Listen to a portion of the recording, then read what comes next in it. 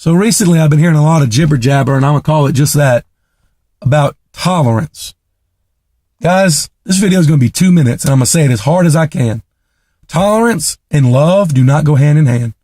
People love to read 1 Corinthians 13 at their weddings, as if that's some kind of chapter about love that just justifies everything, because love will put up with whatever.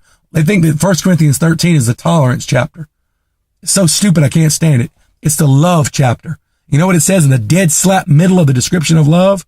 It does not rejoice in wickedness or evil or wrongdoing. Love does not celebrate what you call as truth and you live out as truth when it brings you to sin and death and destruction. Love is not excited about that.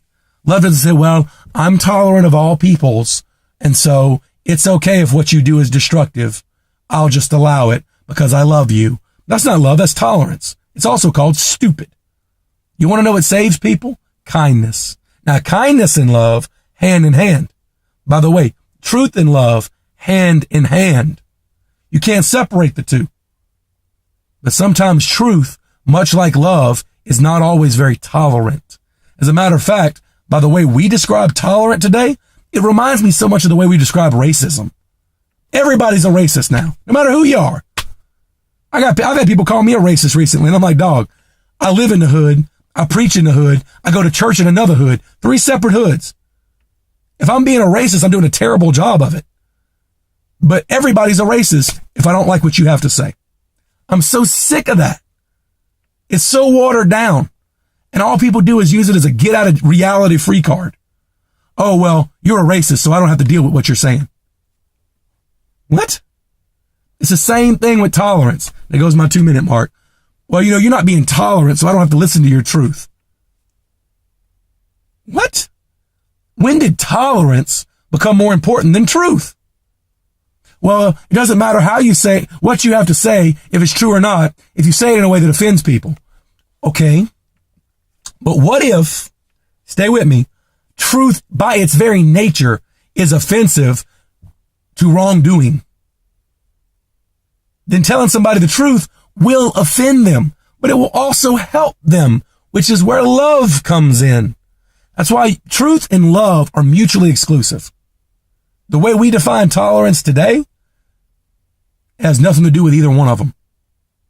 Quit trying to be tolerant and be loving. Be loving enough to step up to people and say, I love you. Jesus loves you. He's got a way for your life, and this ain't it. You watch somebody walking off a cliff. You say, well, I just want to tolerate their choice to kill themselves. And people talk about that now. That's euthanasia. People are real about that. Or how about if I stop and give you some truth and love and help you put your life back together so you don't go kill yourself? Which one's more loving? Which one's more kind? Which one's more helpful?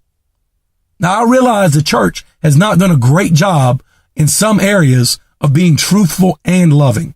We've either been over loving with no truth or over truthful with no love. I understand that.